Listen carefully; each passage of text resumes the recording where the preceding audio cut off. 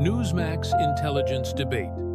Schiff versus Bongino on Russia inquiry.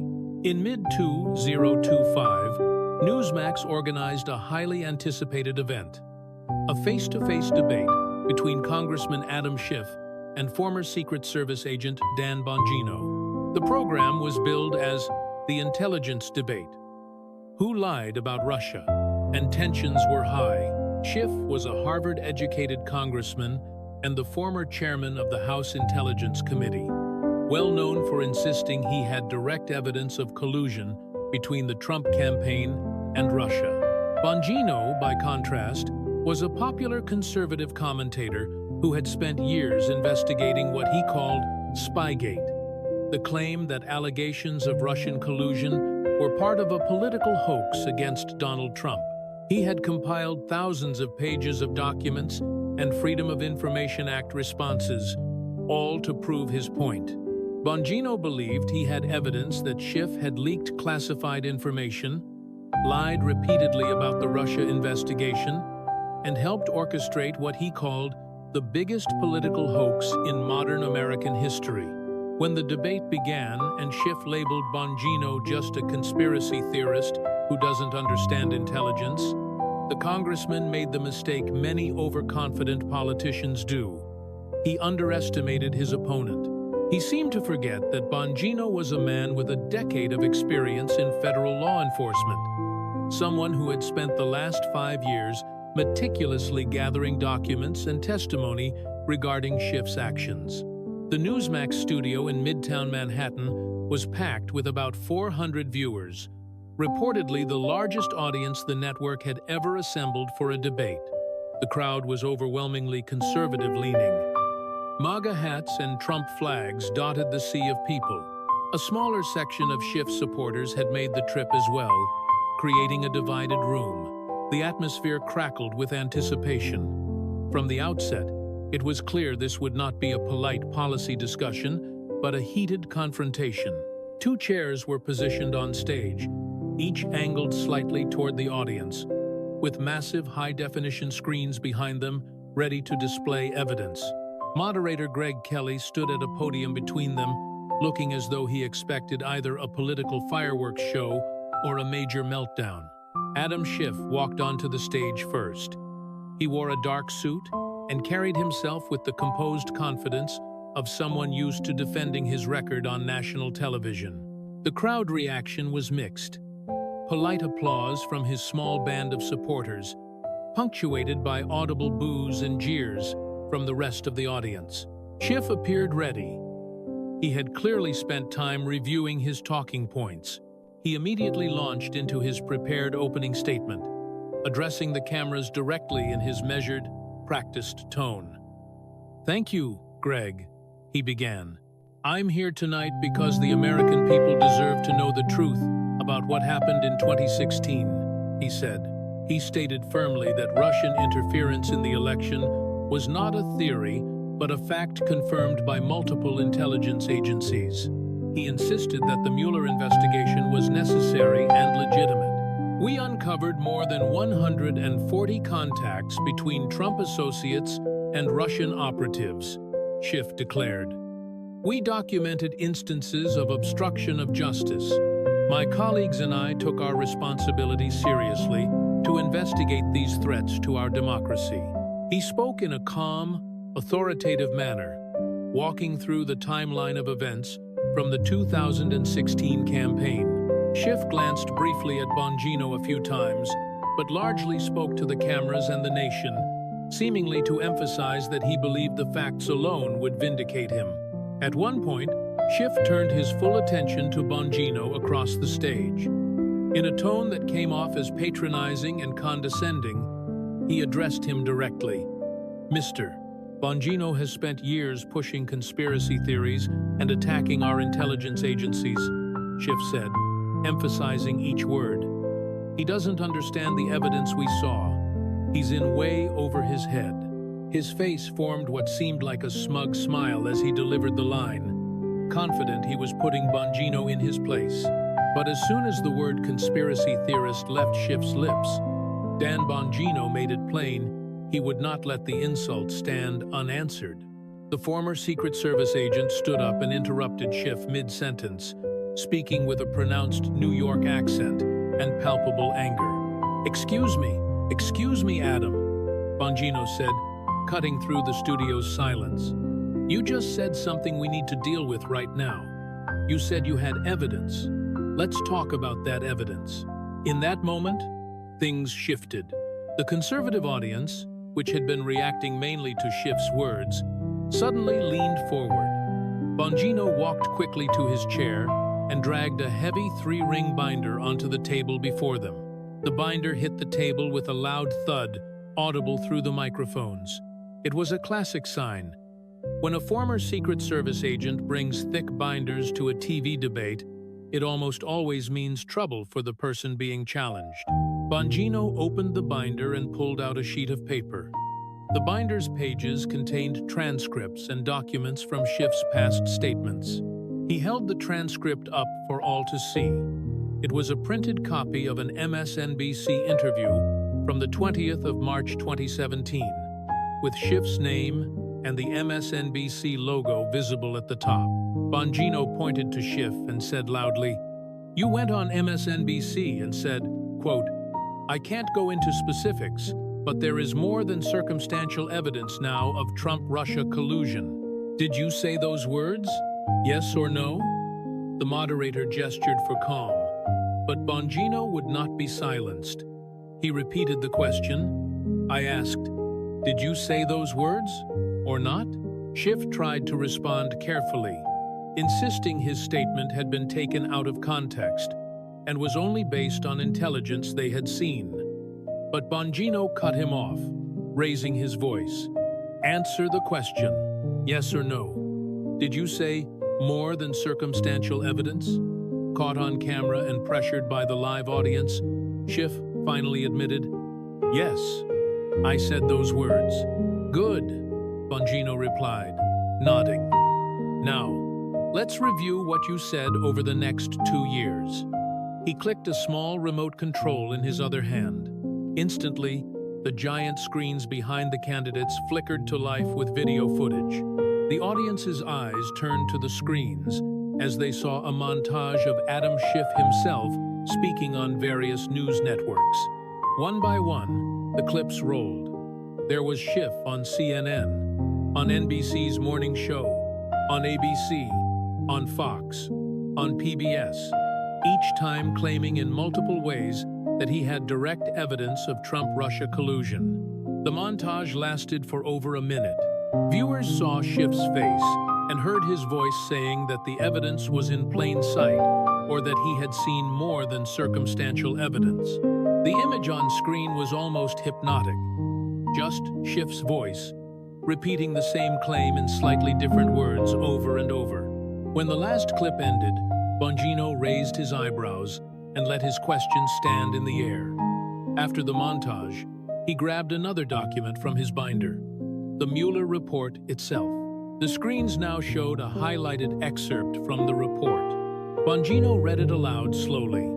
The investigation did not establish that members of the Trump campaign conspired or coordinated with the Russian government in its election interference activities.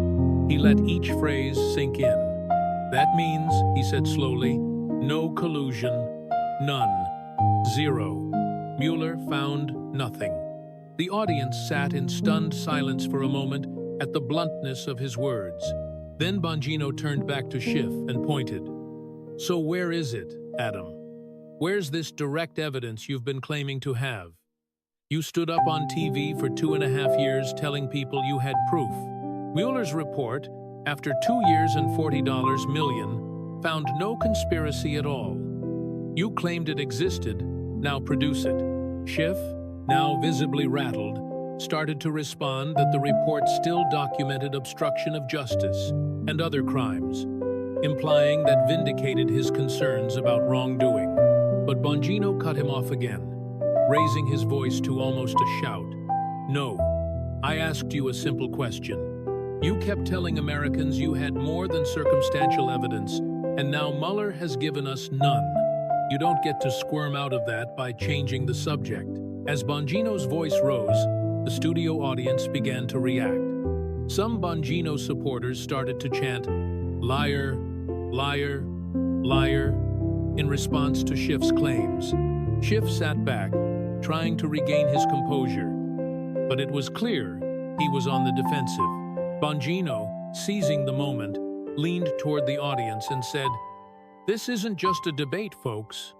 Adam Schiff has been lying. He knew this dossier was flawed.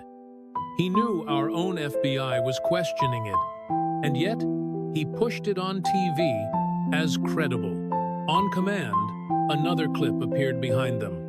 This time, it was text from the Justice Department's Inspector General report on the FBI's handling of the FISA applications.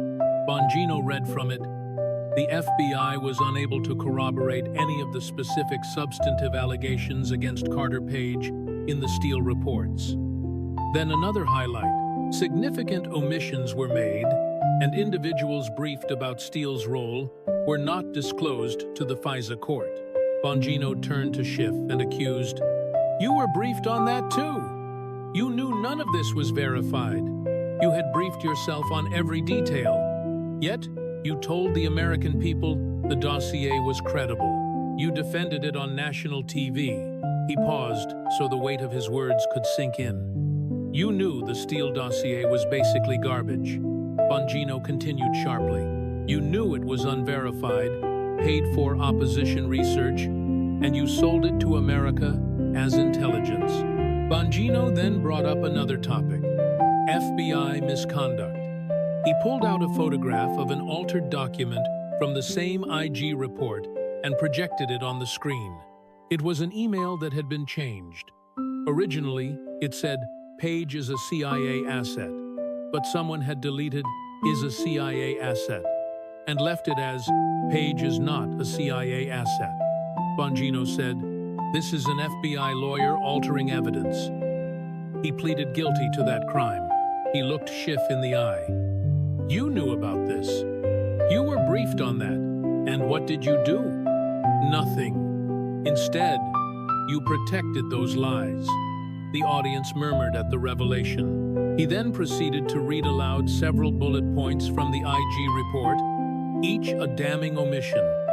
Failure to mention Steele was paid by a political campaign, failure to disclose a source's credibility issue, failure to inform the court that Steele's information couldn't be verified, and more. 17, Bongino said, voice steady but rising. 17 major errors and omissions in those FISA applications. Not mistakes, Adam lies. Deliberate omissions to mislead judges and spy on American citizens. He slammed the second binder shut. By this point, Schiff's usual calm facade was gone. He looked rattled and frustrated, trying to formulate an answer. Bongino noticed the shift. He switched to his next binder, a thick one labeled Leaks. He said, "Now let's talk about your leaks, Adam." He reminded the audience of Schiff's role. As Intelligence Committee Chairman, Schiff had access to top-secret briefings. Bongino then presented another timeline on the screens, outlining leak after leak. For each date, a classified hearing or briefing was listed, and next to it, a newspaper headline. The 14th of February 2017. Schiff attends a briefing on Lieutenant General Michael Flynn's calls with the Russian ambassador. 3 hours later, the Washington Post breaks a story about those Flynn calls. The 22nd of March 2017. Schiff holds a secret intelligence session on Russia. That evening, CNN publishes a story with details from that session. The list went on through May and June of 2017. Every closed-door meeting, and each was followed within hours by media reports that contained exactly what was just discussed in secret. He then displayed charts of Schiff's phone logs for that period. "Here's your phone bill," Bongino said pointedly. It showed dozens of calls to reporters at major outlets in the hours after these briefings. "Hundreds of calls," he said, to the New York Times, Washington Post, CNN, NBC, MSNBC, all your pals in the media. Every time you heard something classified, you picked up the phone. He was shaking his binder at this point. Your phone records prove it. You had a motivation to push this story. You had the means. And every time intel came in, news stories about it followed. You leaked intelligence to create a false narrative. To drive the point home, Bongino displayed transcripts of testimony from closed-door hearings. In them, one or two of Schiff's own hand-picked witnesses, intelligence experts and agents, testified under oath that they had found no evidence of collusion. Immediately after, a contrasting screenshot showed Schiff on TV that same day, saying something like, "The evidence is in plain sight." The juxtaposition was stark. Bongino pointed at Schiff and said, "People on oath said there was no proof, and yet here you are on TV saying it's right in front of us. You made it up, and you selectively leaked stories to support that lie."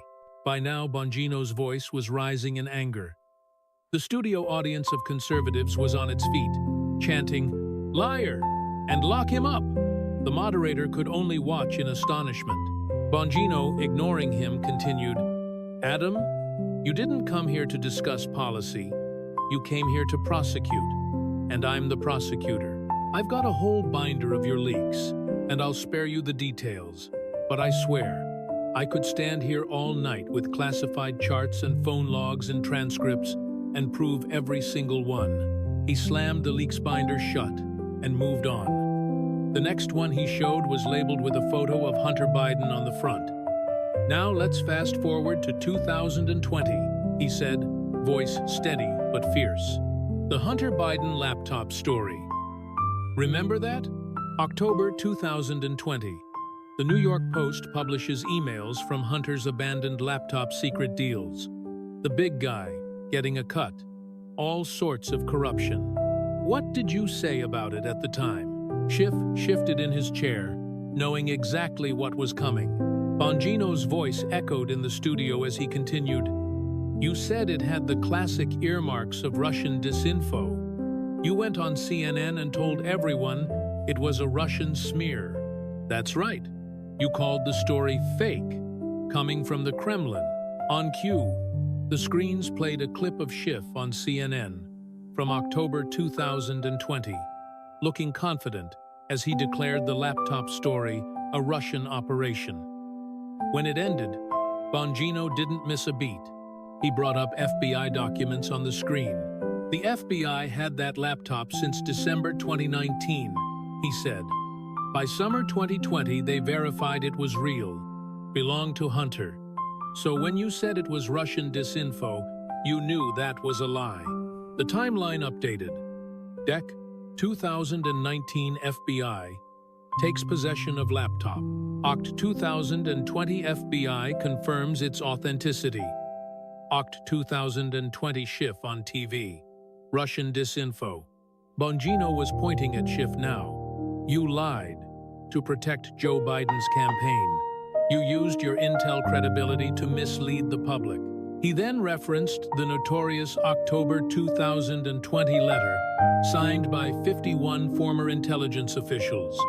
A letter Schiff had helped circulate, stating the laptop story had all the classic earmarks of a Russian hack.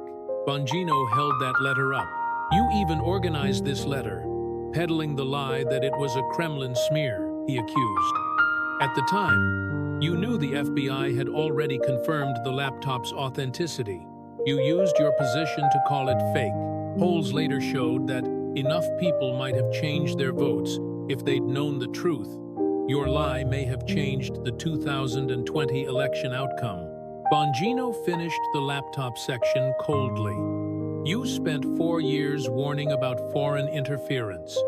But in 2020, you yourself interfered by calling real evidence fake. That's not protecting democracy, that's subverting it. He set the laptop binder aside and picked up another with a photo of California Congressman Eric Swalwell. Finally, let's talk about double standards, he said. Your colleague Eric Swalwell was on your intelligence committee, right? Schiff replied, that he was. And Mr. Swalwell did have a relationship with a woman who turned out to be a Chinese intelligence operative, correct? Schiff admitted that an FBI investigation had uncovered such a relationship, yet you kept him on the committee and let him keep his security clearance. You did nothing. The audience heard Bongino loud and clear. He pressed the point. Meanwhile, on your side of the aisle, anyone on the right who said something outrageous on social media was kicked off their committees. Marjorie Taylor Greene for a few tweets, Paul Gosar for a video, you removed them immediately. But Swalwell sleeps with a Chinese spy. And you say, everything's fine? Carry on? That's hypocrisy. Schiff tried to argue that the situations were different. Bongino barked back, it doesn't matter. You protect your friends. You savage your enemies. That's not oversight. That's partisan corruption. With that, Bongino had one binder left marked J6 Committee. One more thing before we wrap up, he said. You were on the January 6th committee. You helped run it, correct? I participated? Yes, Schiff said. Bongino smirked. The committee that was meant to uncover the truth after the Capitol riot? Well, I hear you helped destroy the evidence. You deleted terabytes of records, video, documents, witness statements, so no one could see your work. House rules say you're supposed to archive everything. You violated those rules. Why? Schiff began to respond defensively, saying the committee followed proper procedures. Bongino cut in. No, the facts say otherwise. The incoming Republican majority reported finding missing files the day they took over. Entire witness depositions had vanished. Video from the Capitol had been edited to remove Trump, saying he urged people to be peaceful. You cherry-picked every bit of evidence and then scrubbed the tapes clean when you thought you might get caught. He waved the J6 binder in the air. You edited and hid exculpatory information. Then, when your time was up and you knew GOP investigators would review your work, you wiped it all. That's consciousness of guilt, Adam. It's not oversight, it's a cover-up. At that final accusation, Bongino paused. The studio was dead silent. Greg Kelly opened his mouth to speak, but Bongino held up a hand to cut him off. Actually, I want to say something else, Bongino announced. He stood up and walked to the center of the stage. Now, he put on the voice of the prosecutor, delivering a summation. I think the American people deserve to understand who Adam Schiff really is, he declared, scanning the audience. He spoke without notes, starting slowly and then speeding up. I was a Secret Service agent. I protected President Obama.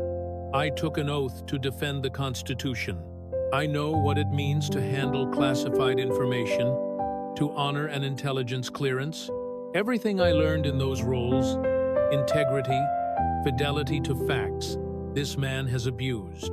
For 2.5 years, you told America you had direct evidence of Trump-Russia collusion. Mueller found none. You lied. You pushed the Steele dossier on national TV when you knew it was opposition research.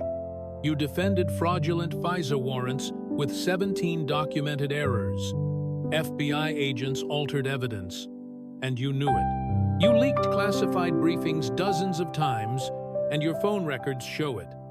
You dismissed the Hunter Biden laptop as foreign propaganda when you knew it was real. You ran a one-sided January 6th investigation, excluded the other side, and then destroyed the files to hide your traces. And you call that doing your job? He pointed at Schiff for emphasis. We have every piece of this on the table, Bongino said, letting the binders speak for themselves. Inspector General reports, FBI documents, Mueller's report, congressional testimony, all facts, all proven, all undeniable. Not one scrap of it is conspiracy. It's all documented. Adam Schiff. This is what corruption looks like. This is what happens when you weaponize intelligence for politics. You spent years calling Trump a threat. But tonight, millions of Americans saw who the real threat was. You're not a defender of democracy, Adam. You're a threat to it. Bongino's final words hung in the air. Then, the conservative side of the audience exploded in cheers and applause. For the first time, chants of Schiff lied, and "Lock him up" rose from the crowd. Supporters leapt to their feet, pumping fists. The standing ovation went on for well over 3 minutes. Greg Kelly struggled to restore order with his gavel, but it took a long time. Over and over, the crowd shouted and clapped, clearly thrilled by Bongino's takedown. Schiff sat frozen in his chair, visibly pale and unable to speak as the room filled with noise. When the applause finally died down, both men remained on stage. Schiff had no more answers. Bongino lowered his voice. The final words of the night came from the moderator, who moved to closing statements. Schiff gave a brief, halting remark that he stood by his work on the Russia investigation, and that all Americans should judge the evidence themselves. Bongino nodded curtly and said he stood by every point he made and urged viewers to read the documents for themselves. With that, the debate ended. Within minutes, social media was ablaze. Short clips of Bongino's fiercest moments were shared and reshared. On Twitter, TikTok, and YouTube, hashtags like #SchiffLied and #Bongino Receipts started trending. Conservative influencers and meme accounts posted side-by-side GIFs of Schiff and the "No Collusion" text from the Mueller report. Even late-night comedy shows couldn't ignore it. By the next morning, one clip of Bongino raising a binder was already inspiring political cartoons and parody sketches online. In the wake of the debate, it seemed like everyone was talking about Bongino's binders. Fox News immediately capitalized on the fervor. That night, Fox aired the full 90-minute debate 3 times in a row, making sure no one would miss it. The network then announced a special multi-part documentary series to dissect each of Bongino's claims. Over the next week, Fox's primetime lineup kept returning to the topic. Sean Hannity devoted an entire hour each night to the debate, breaking down one binder at a time with his analysts. On Hannity's show, former FBI counterintelligence officials and legal experts appeared to verify each of Bongino's points. Tucker Carlson opened his show with a commentary segment titled "Schiff Finally Hits the Fan," praising Bongino's evidence as the story the media wasn't telling us. Laura Ingraham hosted extended interviews with Bongino as a guest, giving him even more airtime to elaborate on the evidence. In one episode, Ingraham circulated the dossier binder screenshots and asked Bongino to explain them in detail, opening the documents for even the most casual viewers. Newsmax itself reveled in the attention. The network repeated the highlights of the debate across its platforms and boasted that the event's audience was its highest ever. It swiftly organized a follow-up special called The Evidence: Bongino versus Schiff, promising a deep dive into every claim. Newsmax's primetime ratings skyrocketed. That week, the debate night became the most-watched program in network history, doubling their usual audience. Spokespeople for Newsmax credited the unfiltered format with showcasing the undeniable facts. Dan Bongino's own platforms also surged. His website saw traffic volumes higher than ever before.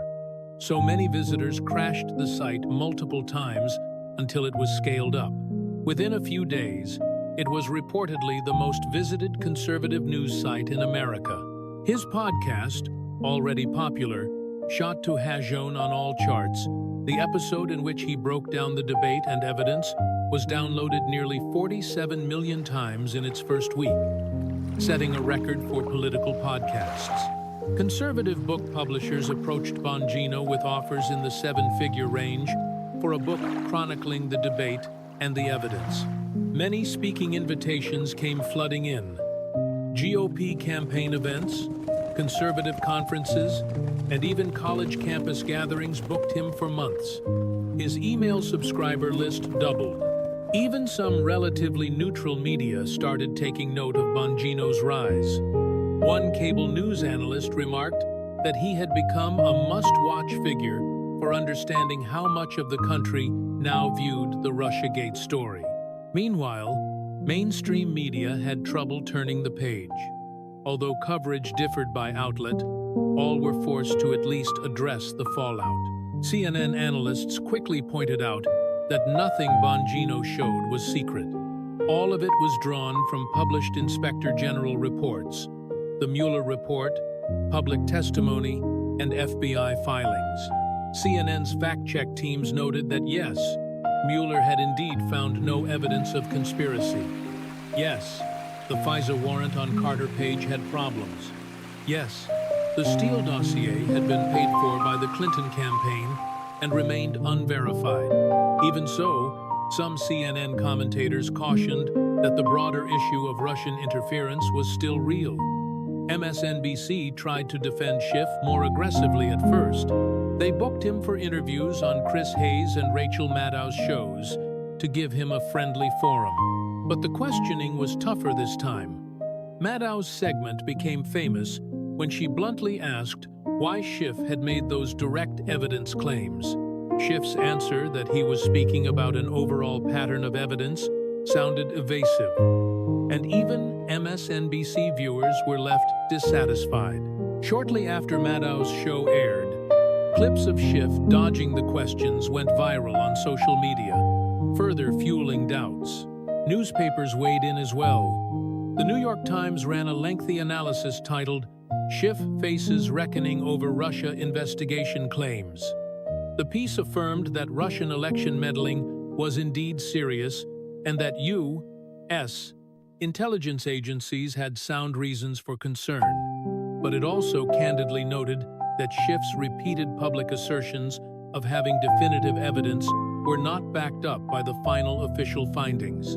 The Times quoted some former colleagues of Schiff saying privately that he had oversold the case for collusion. The Washington Post published a detailed timeline article comparing every one of Schiff's major statements about collusion with what the Inspector General report and Mueller report actually said. The Post's fact-checker gave Schiff's direct evidence claims a verdict comparable to misleading, noting that many readers might assume he meant something more concrete than what was actually found. Across the media landscape, one theme emerged. Bongino's specific points about leaks, the dossier, and the laptop were factually grounded. Even liberal commentators had to admit the core facts: that Schiff had said things on TV which the Mueller report did not support, and that the dossier was opposition research. Some liberal news anchors interviewed Republican intelligence analysts who confirmed those points. On MSNBC, legal experts debated whether Schiff's alleged leaks could be prosecuted or whether his legislative immunity covered them.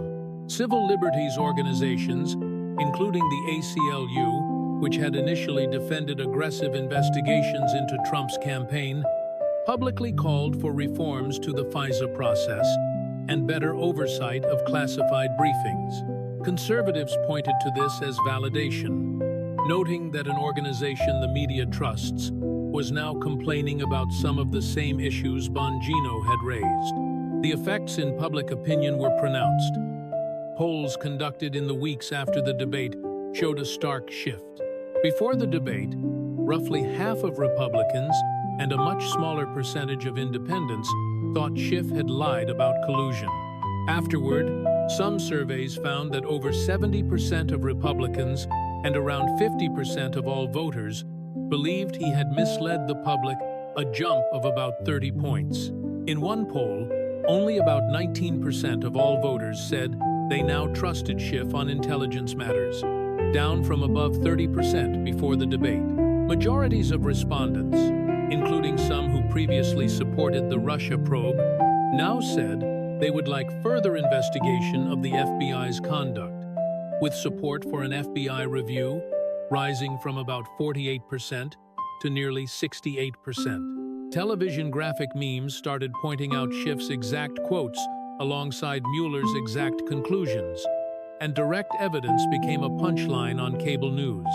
Conservative media frequently created montage videos juxtaposing Schiff, saying direct evidence, with the Mueller report headline saying, "No collusion." Republican leaders in Congress quickly seized on the controversy. The new Republican chairman of the House Intelligence Committee announced that he would subpoena Schiff's phone records and communications with journalists to determine if and how he had leaked classified information.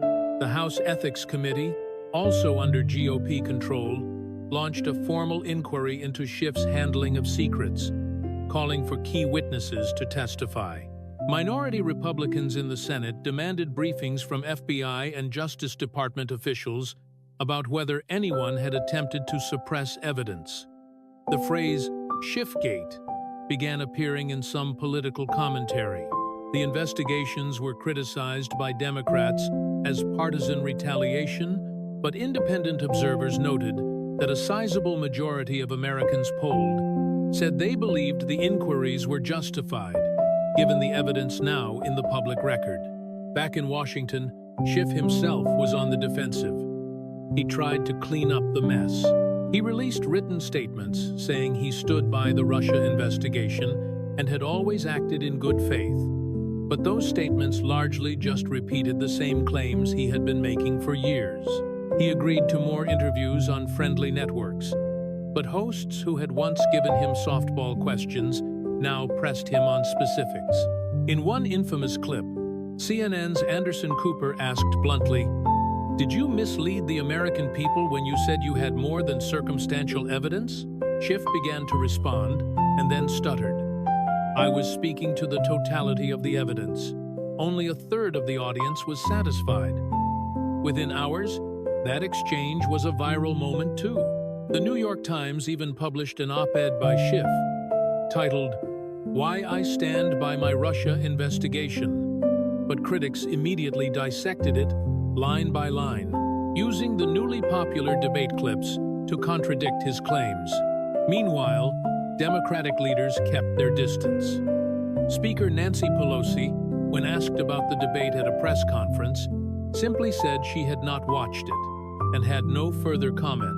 Senate Majority Leader Chuck Schumer said each member of Congress must answer for themselves, then excused himself from reporters. Several prominent Democrats who had once praised Schiff's work now would only say, vaguely, that investigations should be fact-based, no direct defense. It was a clear sign that the party establishment wanted to avoid being tied to the controversy. Even many younger Democrats, who had once idolized Schiff's aggressive stance on Russia, briefly expressed disappointment. A staffer at one liberal congressman's office admitted they thought Schiff had overreached in his public rhetoric. On the campaign trail, the shift was immediate. In California, Schiff's suddenly important Senate campaign began to flounder. Opponents, both Republican and Democratic, ran ads using his debate footage, painting him as untrustworthy. In internal polling leaked to the press, Schiff's favorability had noticeably declined even among Democratic-leaning voters.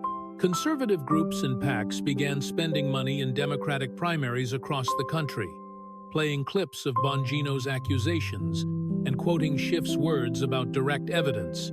Fundraising appeals for Republicans touted Bongino's binders as proof that the Russia probe was a hoax.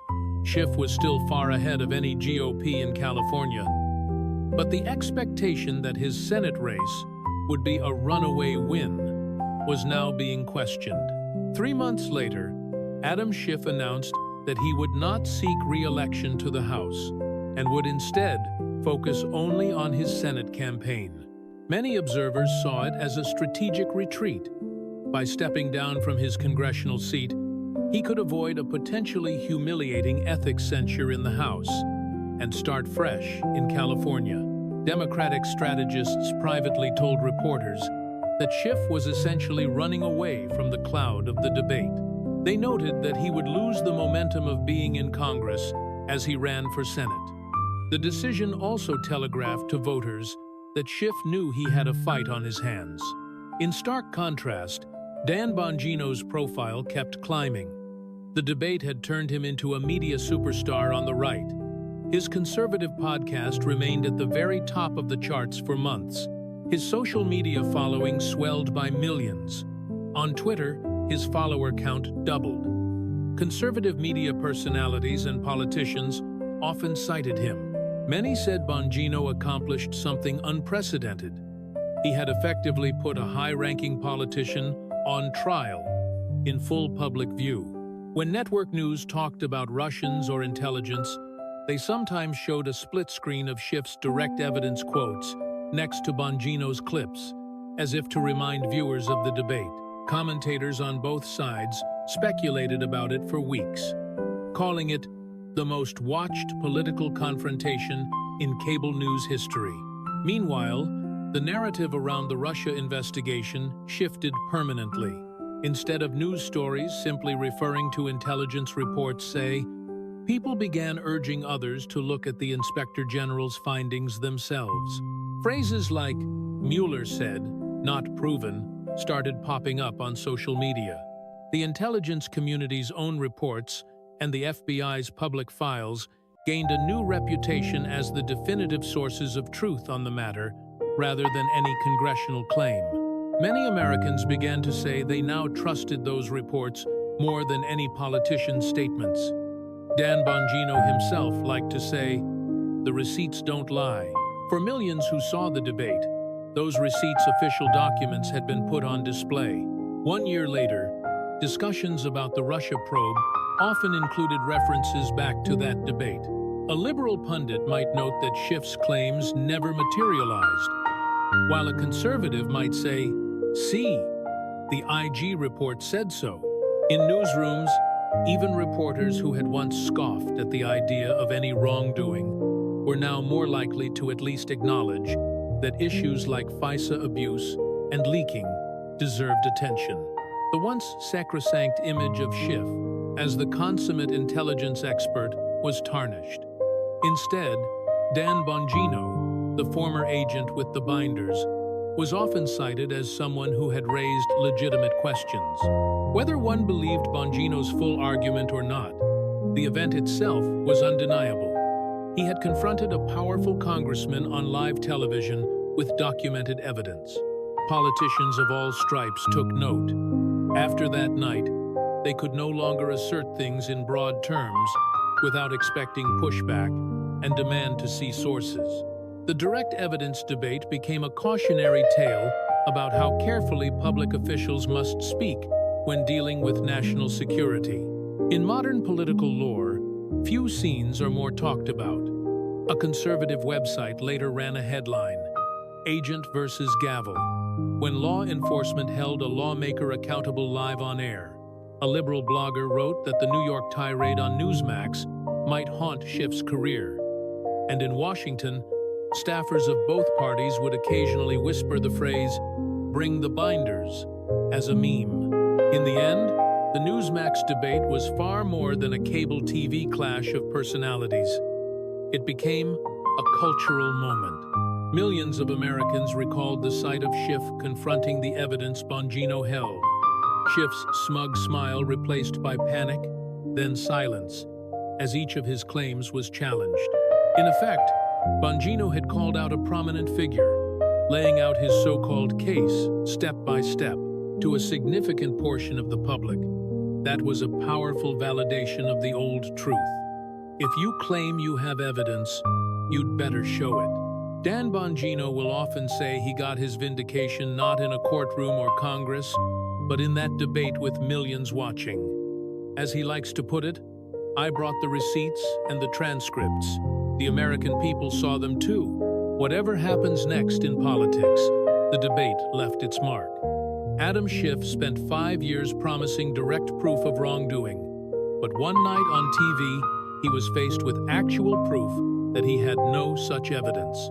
Dan Bongino spent 5 years calling for accountability, and that night, it was he who seemed to deliver it.